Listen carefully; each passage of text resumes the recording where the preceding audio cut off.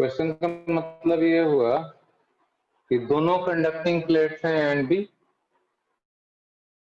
They are placed at very small separation. अगर ऐसी स्थिति है और दोनों को चार्ज Q1 Q2 दिया गया है, देन यहाँ इधर और इधर ऐसा थिक प्लेट है, ऐसा है प्लेट इस तरीके का है, इसके ऊपर में कितना चार्ज रहेगा, यहाँ कितना रहेगा, फिर नीचे एक प्लेट है उसके ऊपर में कितना रहेगा, नीचे में कितना रहेगा। All together there are 4 surfaces, चारों सरफेस पे कितना कितना चार्ज। इसमें रिजल्ट क्या है पहले आपको हम बता दें। फाइनल रिजल्ट ये आएगा कि दो ही प्लेट नहीं, कितने भी सारे प्लेट यहाँ अरेंज करके रखे जाएं, फर्स्ट प्लेट का बाहरी सरफेस और लास्ट प्लेट का बाहरी सरफेस, फर्स्ट और लास्ट प्लेट का आउटर सरफेस पे हमेशा चार्ज इक्वल रहेगा। ये पहला रिजल्ट है।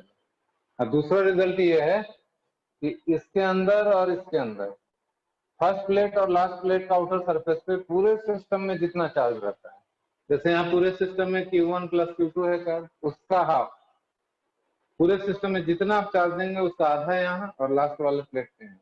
यानी यहाँ पे आएगा Q1 प्लस Q2/2, यहाँ पे भी आएगा Q1 प्लस Q2/2, और आमने सामने के प्लेट पे इक्वल एंड अपोजिट आता है, Q1 माइनस Q2/2 हो जाता है या Q2 माइनस Q1/2।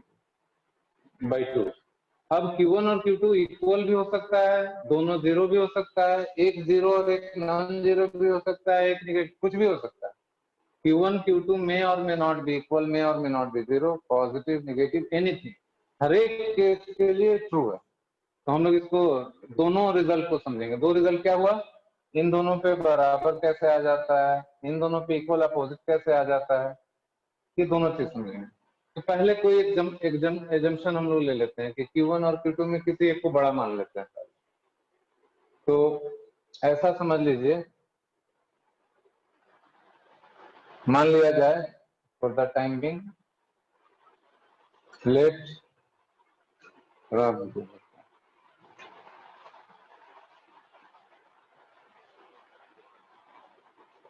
मान ले रहे हैं late Q1 is greater than Q2, ऐसा मान के चलते हैं। बाद में जो रिजल्ट आएगा उसमें Q1 इक्वल टू Q2 भी डालेंगे। अभी हम लोग सॉल्व कर रहे हैं Q1 ग्रेटर देन Q2, और इस डायग्राम को दोबारा बना रहे हैं। देखिए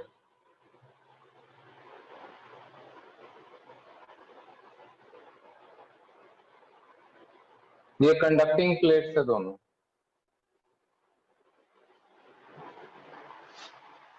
आइडेंटिकल कंडक्टिंग प्लेट्स है।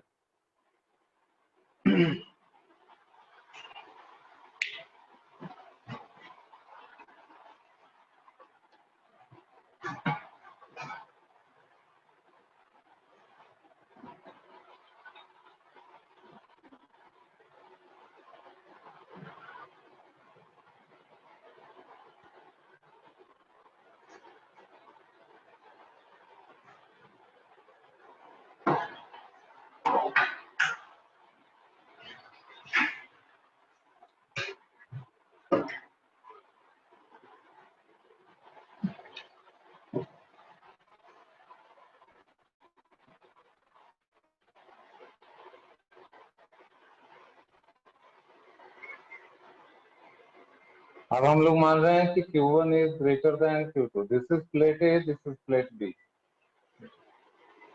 Q1 Q2 से बड़ा है ऐसा मान लेते हैं, तो Q1 इज ग्रेटर, जो ग्रेटर रहेगा उसके हिसाब से सारा अरेंजमेंट चेंज होगा। मान लीजिए Q1 10 कूलम है और Q2 मान लीजिए -5 कूलम है, तो Q1 अगर 10 कूलम है तो इसके सरफेस पे फैल जाएगा, चार्ज का कुछ हिस्सा यहाँ आ जाएगा और वो यहाँ पे जस्ट अपोजिट चार्ज को इंड्यूस कर देगा। मान लिया जाए कि यहाँ पे जो चार्ज आ रहा है दैट इज स्मॉल Q1, तो इधर इस सरफेस पे बच गया Q1 माइनस Q1। सब लोग ध्यान दीजिए, हम लोगों ने क्या माना कि इसके अंदर वाले सरफेस पे चार्ज आ गया Q1, तो बचा हुआ चार्ज, ये दोनों सारा चार्ज तो सेम है ना, ये चार्ज और ये चार्ज दोनों सेम है। रिपल्सन की वजह से क्या होगा, कुछ चार्ज यहाँ और कुछ चार्ज इधर, थिकनेस प्लेट का बहुत कम बनेगा, यानी इधर चार्ज नहीं बनेगा। यहाँ पे चार्ज जस्ट इसका अपोजिट होना चाहिए, वो इक्वल भी हो सकता है नहीं भी हो सकता है। तो हम लोग मान लिया जाए -Q2,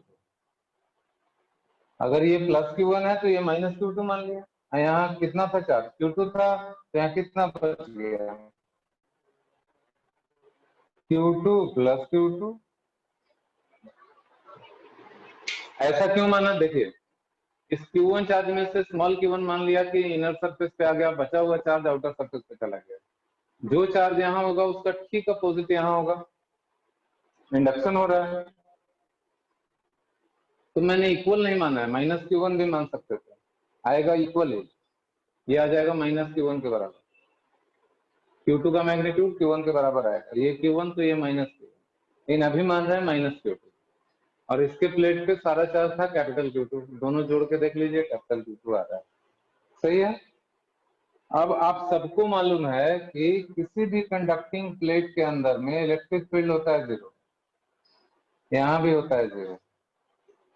किसी भी कंडक्टिंग प्लेट के अंदर इलेक्ट्रिक फील्ड की वैल्यू होती है 0, इसलिए यहाँ 0 लिखा गया है। अब यहाँ पे एक गॉसन सरफेस अगर बना लिया जाए, ऐसा देखिए,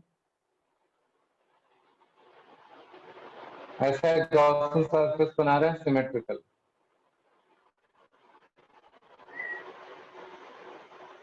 ये है गॉसन सरफेस।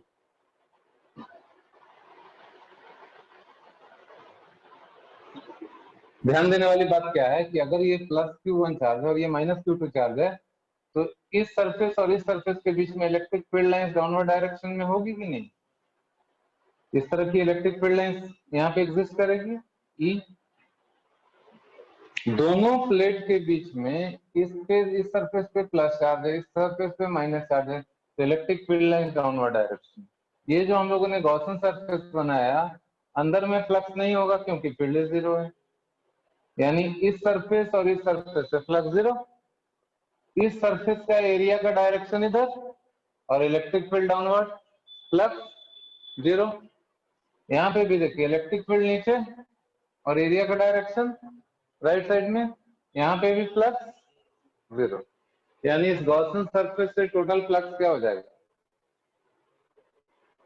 0। यहाँ भी 0, यहाँ भी 0 आया, यहाँ भी 0, यहाँ भी 0 आएगा। Yes sir. Saurabh, yes sir. तो net flux through the Gaussian surface 0 आ रहा है, नेट फ्लक्स ही 0 हो गया। तो according to Gauss law, total charge enclosed by the surface divided by epsilon not 0। Total charge कितना इनक्लोज्ड है इसके अंदर, देखिए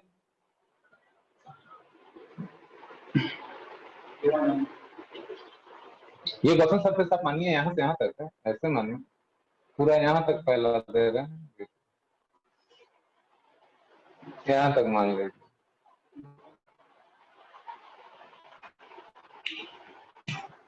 Assume that Gaussian surface we have taken यहाँ से यहाँ तक, ऐसे इसको हटा देते, तो इसके अंदर में सारा चार्ज आ जाएगा।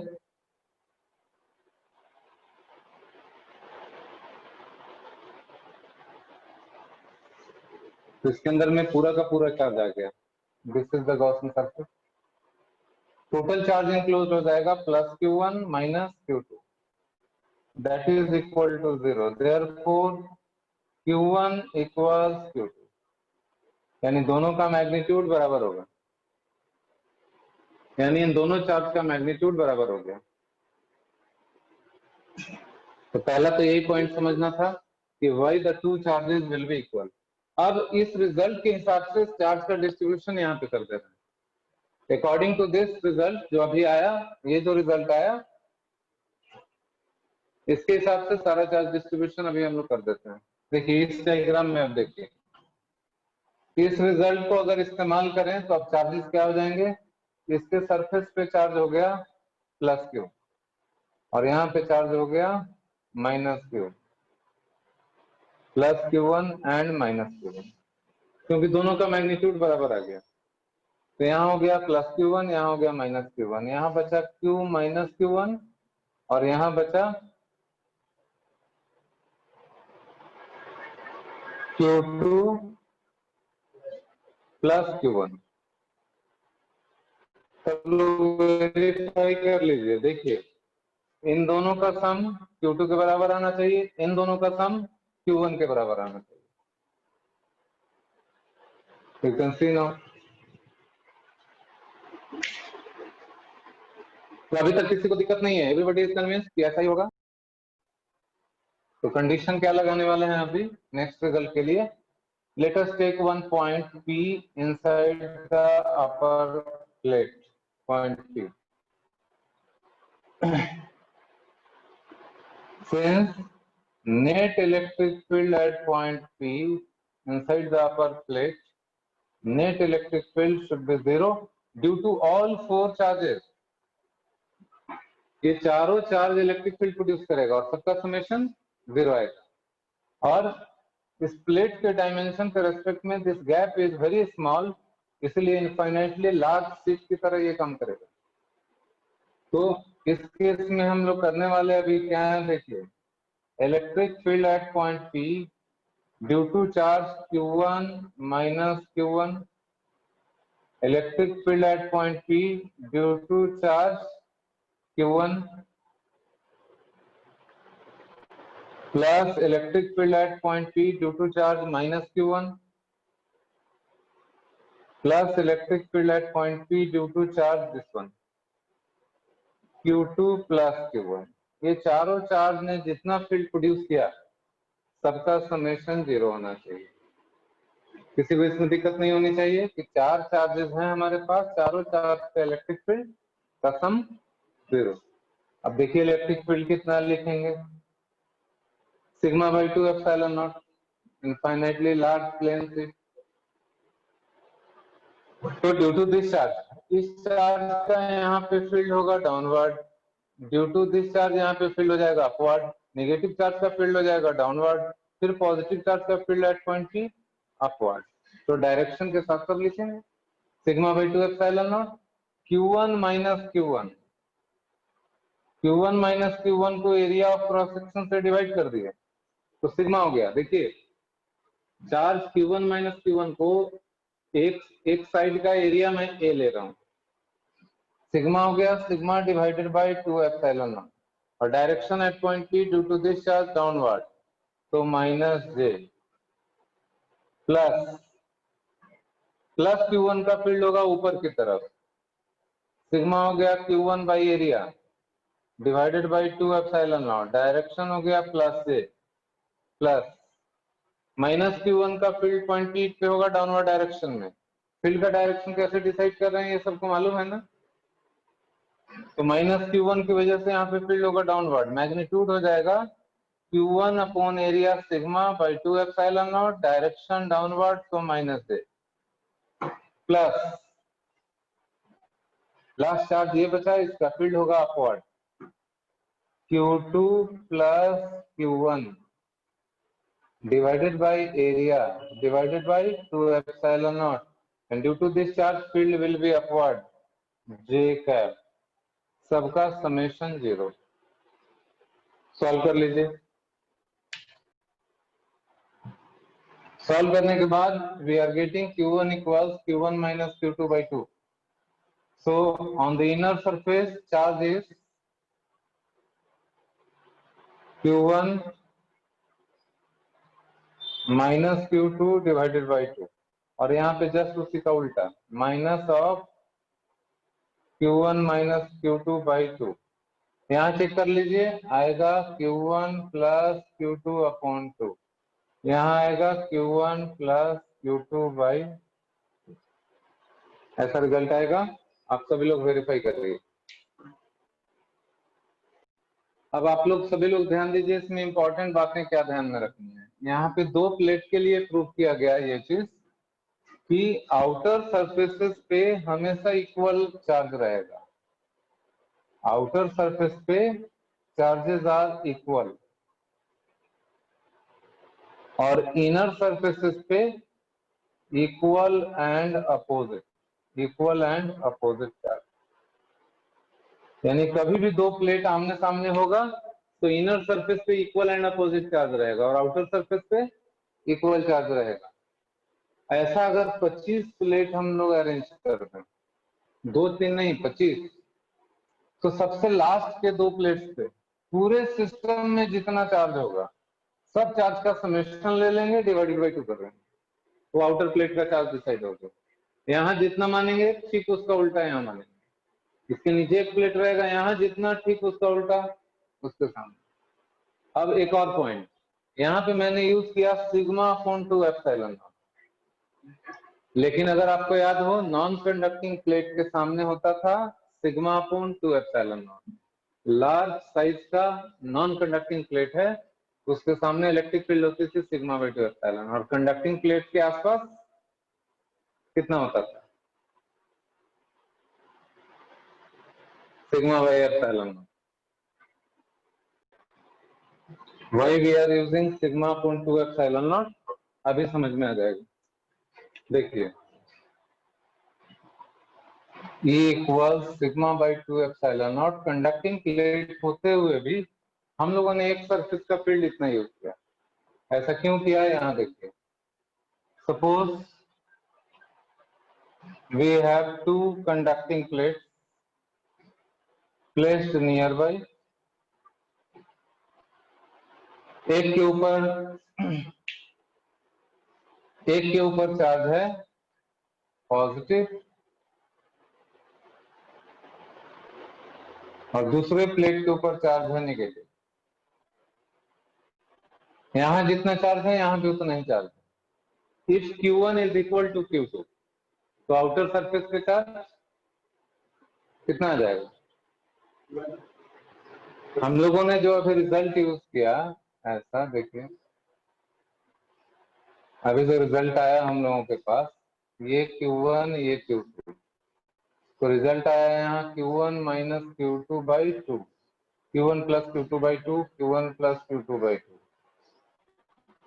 ऐसा है। इसके अंदर सरफेस पे आया Q1 प्लस Q2 और यहाँ आ गया minus of Q1 minus Q2 by 2।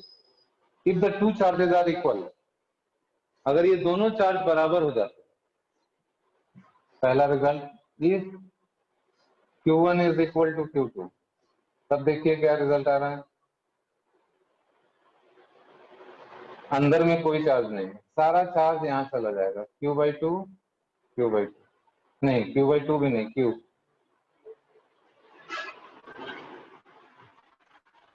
तब रिजल्ट ऐसा आ रहा है।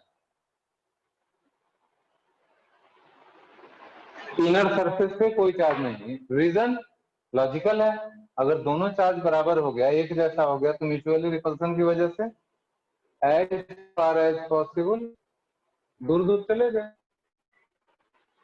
सेकेंड केस में ऐसा करिए, if Q is equal to Q1 is equal to minus of Q2, Q1 और Q2 का मैग्नीट्यूड बराबर और साइन अपोजिट, तब क्या होगा। तब देखिए Q1 बराबर माइनस Q2 तो बाहर में 0 हो जाएगा और सारा चार्ज अंदर। ये रिजल्ट हम लोग हर एक केस में अप्लाई कर सकते हैं। यहाँ हो गया प्लस Q1 और यहाँ हो जाएगा माइनस Q1। मेरे ख्याल में ये सारे लोग समझ पा रहे हैं। इस रिजल्ट में हम लोग ये सब कंडीशन लगा रहे हैं। इसी तरीके से आप Q1 को 0 मान लीजिए, Q2 को Q मान लीजिए, मान के सारा चीज चेक कर सकते हैं। हम आपको ये समझाना चाह रहे हैं कि अगर दोनों चार्ज इक्वल हुआ तो ऐसा हो जाएगा, और दोनों चार्ज एक दूसरे का अपोजिट हुआ तो सारा चार्ज अंदर में आ जाता है, बाहर कोई चार्ज नहीं बचता है। तो अगर इन दोनों प्लेट्स पे सेम चार्ज दिया जाए, यहाँ प्लस सिग्मा और यहाँ माइनस सिग्मा, तो सारा का सारा चार्ज इनर सरफेस पे आ जाएगा, बाहर में कोई चार्ज नहीं रहेगा। ठीक है, अंदर में इलेक्ट्रिक फील्ड लाइंस ऐसा हो जाएगा। देखिए these are the electric field lines. Electric field की वैल्यू ई मानिए, पॉजिटिव चार्ज से नेगेटिव चार्ज की तरफ इलेक्ट्रिक फील्ड लाइंस का डायरेक्शन हो गया। अब हमें इस इलेक्ट्रिक फील्ड का मैग्नीट्यूड निकालना है कि मैग्नीट्यूड इसका कितना होगा। तो इसका मैग्नीट्यूड कैलकुलेट करने के लिए क्या करेंगे, यहाँ देखिए ई का वैल्यू कैलकुलेट करने के लिए क्या करेंगे अभी हम लोग, यहाँ पे देखिए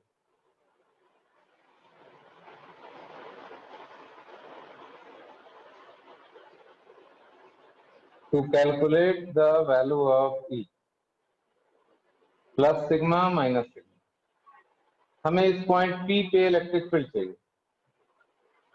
और इलेक्ट्रिक फील्ड का डायरेक्शन हमें पता है कि राइट साइड में। तो एक गॉसन सरफेस बनाया जाए ऐसा,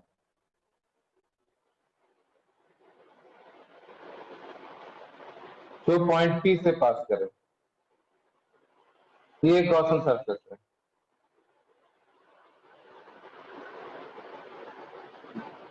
ऐसा गॉसन सरफेस क्यों लिया, जिस पॉइंट से इलेक्ट्रिक फील्ड पता करना है वहां से तो पास होना चाहिए, और दूसरा मैंने प्लेट के अंदर से पास करवाया,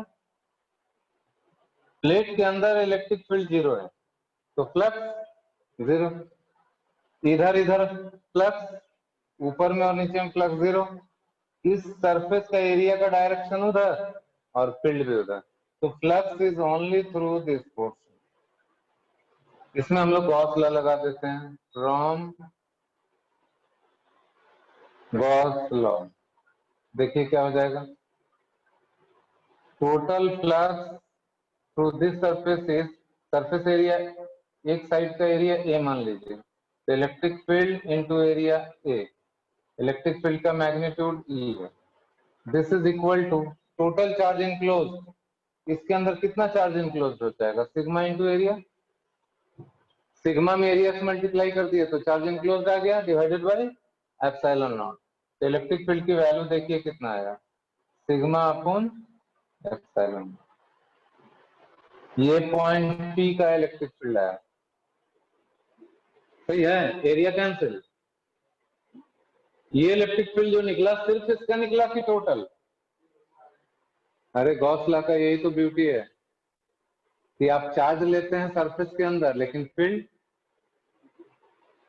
गॉस लॉ में मैंने बताया था कि क्या खासियत है गॉस लॉ का, कि चार्ज आप वही लेते हो जो गॉसन सरफेस के अंदर आता है, मगर इलेक्ट्रिक फील्ड आस पास जितना चार्ज मौजूद है सबका रिजल्टेंट देता है, तो यही खासियत है, this is resultant electric field net. दोनों प्लेट के ऊपर चार्जेस जो है सेम मैग्नीट्यूड का है, ड्यू टू दिस चार्ज यहाँ पे फील्ड का डायरेक्शन क्या होगा, right side, due to negative charge यहाँ पे फील्ड का डायरेक्शन क्या होगा, वो भी राइट साइड, और दोनों का मैग्नीट्यूड इक्वल, तो यही यहाँ पे समझिए आप सारे लोग, यहाँ पे ये प्लेट जो फील्ड देगा राइट साइड में देगा और ये प्लेट भी फील्ड राइट साइड में देगा, so electric field at point P due to plus sigma is same as electric field at point P due to minus sigma, ये समझ पा रहे हैं कि नहीं, पॉइंट पी पे इलेक्ट्रिक फील्ड प्लस सिग्मा वाला प्लेट जो फील्ड दे रहा है और माइनस सिग्मा वाला जो फील्ड दे रहा है पॉइंट पी पे, दोनों का डायरेक्शन सेम है और मैग्नीट्यूड इसलिए होगा कि चार्ज का डेंसिटी सेम है, इसका मतलब दोनों का कंट्रीब्यूशन इक्वल है, तो दोनों ने कितना कितना फील्ड दिया होगा, सिग्मा बाई 2 एप्सिलॉन, इसलिए दोनों प्लेट ने फील्ड दिया होगा सिग्मा अपॉन 2 एप्सिलॉन नॉट, यही मैं आपको समझाना चाह रहा था कि पिछले क्वेश्चन में सिग्मा बाई 2 एप्सिलॉन नॉट क्यों लिया गया।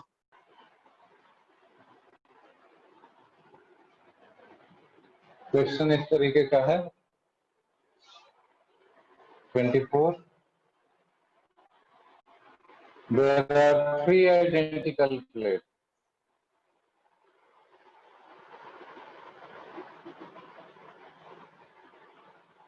तीनों आइडेंटिकल है और इक्विडिस्टेंट, एक जैसे तीनों प्लेट, इसके पास दिया गया प्लस क्यू, यहाँ दिया गया माइनस क्यू,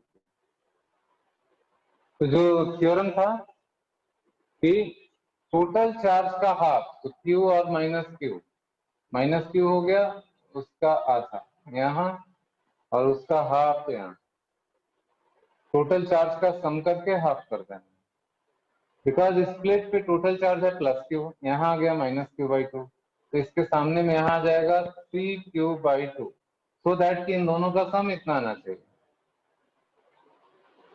सबको समझ आ गया होगा। इसका ठीक अपोजिट यहाँ होगा, तो यहाँ पे हो जाएगा -3q/2। ये प्लेट न्यूट्रल था, तो जितना यहाँ है उतना ही यहाँ, इनर सरफेस पे -3q/2, -2q में से -q/2 यहाँ चला गया है, तो यहाँ पे ये प्लस होगा ना, -3q/2 इधर, उसका ठीक उल्टा इधर, ये +3q/2। देखिए यहाँ फिर से समझिए, -q/2, ये प्लस क्यू था, प्लस क्यू में से इसको माइनस करेंगे तो इतना आ जाएगा। कितना हो गया? इन दोनों को जोड़ने पे ये चार्ज आना चाहिए। ये प्लेट न्यूट्रल था, जितना यहाँ उसका जस्ट अपोजिट यहाँ है। न्यूट्रल रहने के लिए जितना चार्ज यहाँ है उसका ठीक उल्टा यहाँ, ये हो गया। और इसी का ठीक उल्टा यहाँ पे आ जाएगा -3q/, चेक भी कर लीजिए, इन दोनों को जोड़ने से इतना ना चाहिए आ रहा है। Now I am giving you same problem, खाली डाटा चेंज कर रहे हैं। अगेन प्रॉब्लम इज सेम, आपका जो क्वेश्चन नंबर 24 है सेम क्वेश्चन रहेगा। I am changing only data, plate भी 3 ही दे रहा हूं मैं, डाटा चेंज कर दे रहे हैं, चार्ज की वैल्यू चेंज कर दे रहे हैं। अब इन दिस क्वेश्चन चार्जेस क्या क्या लेना है मैं बता दे रहा हूँ।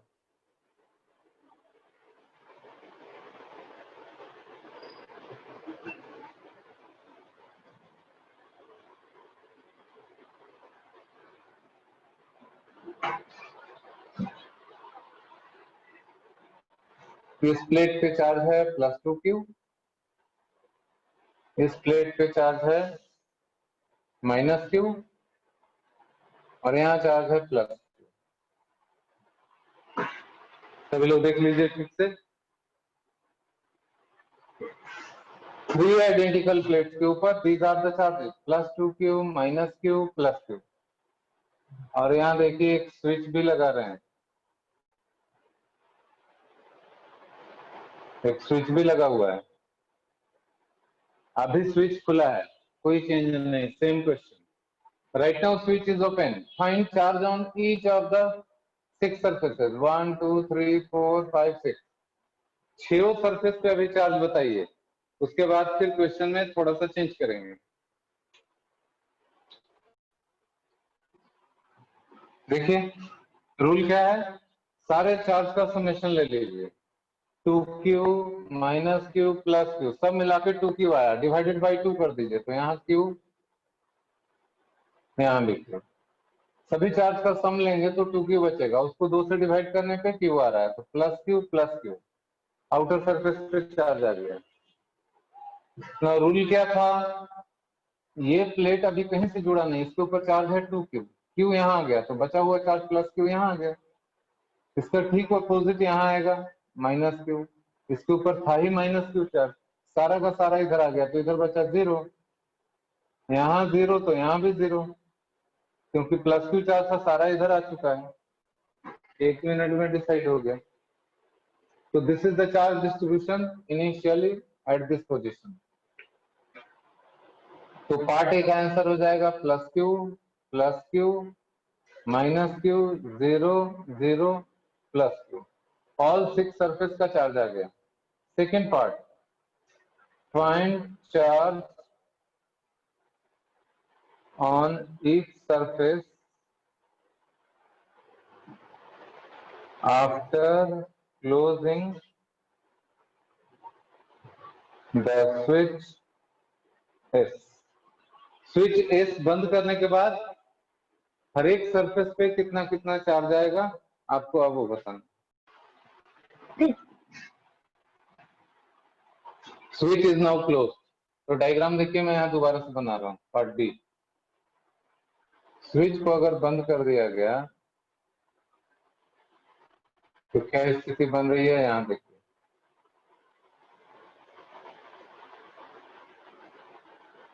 स्विच को अगर बंद कर देते हैं यहाँ पे, ऐसे था, स्विच इज नाउ क्लोज, यानी इन दोनों प्लेट का चार्ज जो है आपस में डिस्ट्रीब्यूट होगा, डिस्ट्रीब्यूशन होगा अब चार्ज का, half plus 2q minus q plus q। तो रूल तो अभी भी है, जितना चार्ज था जोड़ दीजिए और 2 से डिवाइड कर दीजिए, तो प्लस q तो अभी भी यहाँ आएगा, यहाँ आएगा प्लस q। अब है कि आइडेंटिकल कंडीशन है, हर तरफ से आइडेंटिकल है, ये प्लेट ये प्लेट ये प्लेट, तो इन दोनों प्लेट का चार्ज मिला के है 3q, 2q and q 3q, जिसमें से 2q चार्ज चला गया, बचा कितना q, तो q का आधा इधर आधा इधर। इट इज क्वाइट ऑब्वियस, यहाँ आ जाएगा प्लस q बाई 2, यहाँ आ जाएगा प्लस q बाई 2। इस प्लेट का टोटल चार्ज हो गया 1.5q, इस प्लेट का भी टोटल चार्ज हो गया 1.5q, जोड़ने से 3q हो गया। जितना चार्ज यहाँ उसका अपोजिट यहाँ है, तो यहाँ पे आ जाएगा माइनस q बाई 2, जितना चार्ज यहाँ उसी का अपोजिट यहाँ, तो यहाँ आ जाएगा माइनस q बाई 2। देख लीजिए, इस प्लेट पे चार्ज था माइनस q, आधा आधा बच गया। वैसे भी आइडेंटिकल कंडीशन होने की वजह से सेंट्रल प्लेट के दोनों साइड एक जैसी स्थिति है, ठीक। अब कैपेसिटर पढ़ेंगे जब, तब हम लोग क्या करेंगे, इसके बीच का गैप और इसके बीच का गैप अलग कर देंगे, नॉन आइडेंटिकल। एक चौथा प्लेट भी डाल देंगे, यहाँ का गैप अलग, यहाँ का गैप अलग, यहाँ का गैप अलग, देन आंसर चेंज हो जाएगा। तो बिना कैपेसिटेंस पढ़े हुए वैसा क्वेश्चन नहीं कर सकते। तो अभी हम लोग ऐसा क्वेश्चन कर रहे हैं जिसमें आइडेंटिकल कंडीशंस हो, जिसको कि इस थ्योरम की मदद से फटाफट हम लोग बता सकते हैं कि कितना चार्ज रहने वाला है। इसको समझिए, कोरोना डिस्चार्ज क्या होता है। मान लिया जाए स्फेरिकल बॉडी लेते हैं दो, एक स्फीयर ये ले लिया जिसका रेडियस है r1, और दूसरा स्फीयर ये ले लिया, इसका रेडियस है r2। अब इसको एक लॉन्ग वायर से जोड़ा जा रहा है,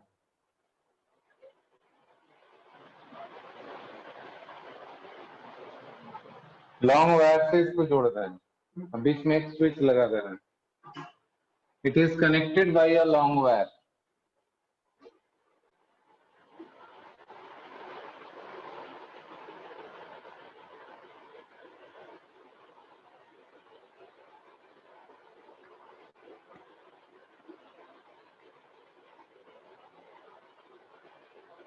लॉन्ग वायर इसलिए लिया गया है सो दैट इन दोनों सरफेसेस पे charge distributed.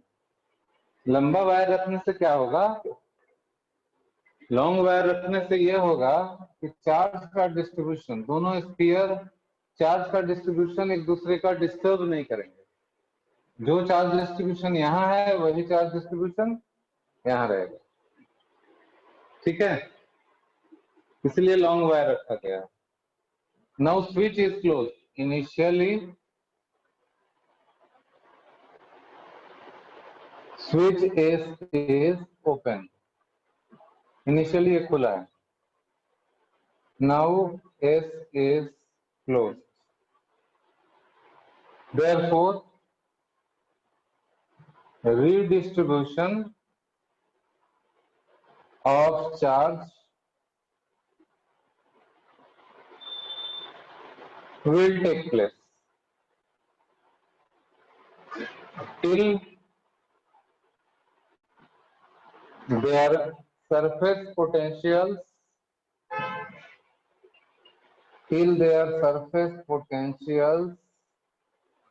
become equal। Charge का फ्लो तब तक फ्लो होता रहेगा दोनों स्फीयर के बीच में जब तक कि दोनों के सरफेस का पोटेंशियल इक्वल नहीं हो जाता। नहीं,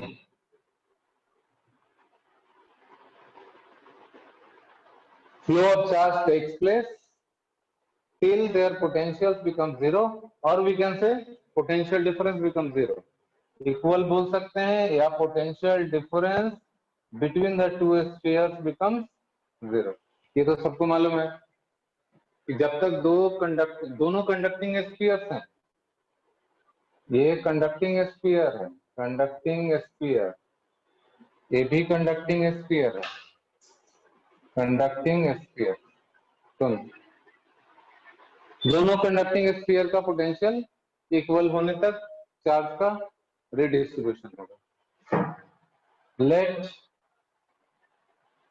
final charge densities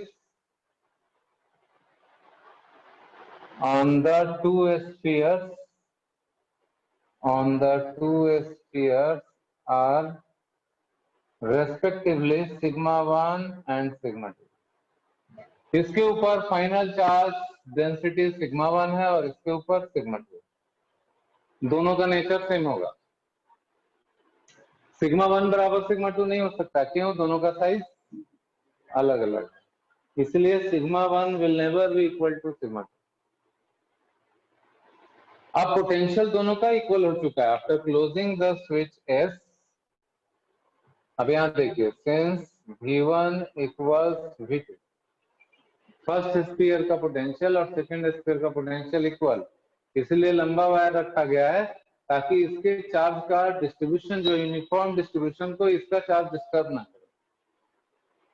V1 surface का पोटेंशियल का फॉर्मूला क्या होता है? K Q1 by R, that is equal to K Q2 by R2.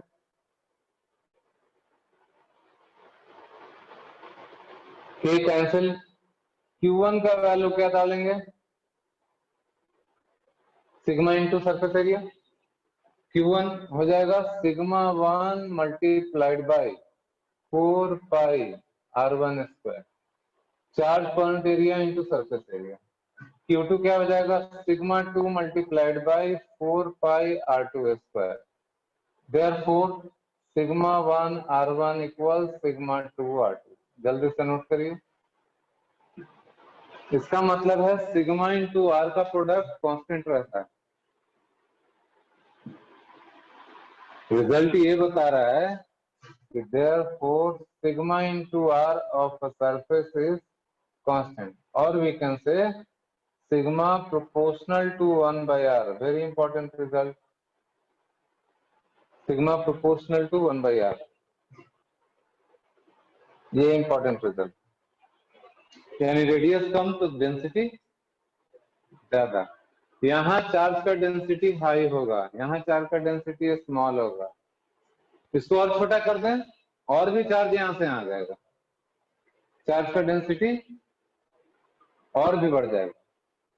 K Q by R होता है. छोटा करेंगे तो रेडियस छोटा हो जाने से पोटेंशियल बढ़ जाएगा. नहीं, यहाँ से चार्ज उल्टा है, यहाँ चला जाएगा. ये रिजल्ट ये बताता है कि किसी भी कंडक्टर में, ये देखिए सिग्मा इंटू आर कॉन्स्टेंट आ गया, sigma proportional to 1 by r आ गया. ये रिजल्ट क्या बताता है यहाँ समझिए. सपोज हमारे पास एक आर्बिट्ररी शेप का कंडक्टर है, टेढ़ा मेढ़ा ऐसा है, कंडक्टिंग बॉडी कंडक्टर है, और इसके ऊपर चार्ज डाल दिया गया. तो क्या होगा? जहां जहां ऐसा टेढ़ा है यहाँ रेडियस, और जहां जहां स्ट्रेट है यहाँ का रेडियस काफी लार्ज हो जाएगा, और जहां जहां टेढ़ा सरफेस है वहां का रेडियस छोटा हो जाएगा. रेडियस छोटा है तो सिग्मा. इसका मीनिंग ये हुआ कि यहाँ पे बहुत चार्ज आपको दिखेगा, यहाँ पे चार्ज बहुत कम दिखेगा. जहां जहां ऐसा कर्व और कर्वेचर मिलेगा वहां चार्ज की डेंसिटी हाई मिलेगी. यहाँ पे चार्ज इकट्ठा होता जाएगा जहां जहां पे कर्वेचर, और जहां पे कर्वेचर नहीं है वहां चार्ज का संख्या या डेंसिटी काफी कम होगा. यहाँ देखिए सिग्मा इज सिग्मा हाई, यहाँ पे सिग्मा स्मॉल. जहां जहां रेडियस ऑफ कर्वेचर छोटा होगा वहां पे डेंसिटी ऑफ चार्ज हाई हो जाएगा. ये चीज सबको क्लियर हो जाना चाहिए.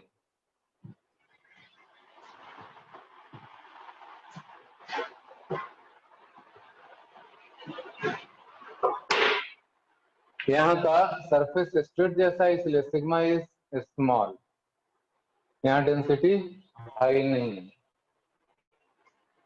ये समझ में आ गया? दिस इज द रीजन जो शार्प एजेज होते हैं, इन सब पॉइंट्स को हम लोग शार्प पॉइंट्स कहते हैं, जहां का रेडियस छोटा है, जहां रेडियस छोटा है. Those points are called sharp point. यहाँ पे डेंसिटी जब हाई हो जाएगी तो किसी भी कंडक्टर के नजदीक में इलेक्ट्रिक फील्ड कितना होता है? Sigma by epsilon not. Sigma अगर हाई हो जाएगा तो electric field if sigma is high, electric field is high and leakage of charge starts from the sharp points due to high value of electric field. जहां जहां नुकीला part रहेगा, sharp part रहेगा, वहां पे डेंसिटी ज्यादा हो जाएगा, तो इलेक्ट्रिक फील्ड की वैल्यू ज्यादा हो जाएगी, तो एयर को ब्रेक डाउन कर देगा कि नहीं, तो इसके सरफेस से चार्ज लीक करके हवा में जाने लगता है। वैन डी ग्राफ जनरेटर में आप लोगों को एक फोटोग्राफ दिखाया था बुक में, वहां पे आयरन का ब्रश लगा हुआ था, ऐसा इस तरह का आयरन ब्रश लगा हुआ था ऐसे, तो ये नुकीला क्यों बनाया गया? ताकि इसको जैसे ही पोटेंशियल हाई पोटेंशियल पे रखेंगे, यहाँ से चार्ज फटाफट लीक करना, जहां भी शार्प एजेस हैं वहां से चार्जेस का लीकेज सबसे पहले स्टार्ट होता है। This phenomena is called as corona desert. Last में मैंने ऐड कर दिया कि this phenomena is known as corona dessert.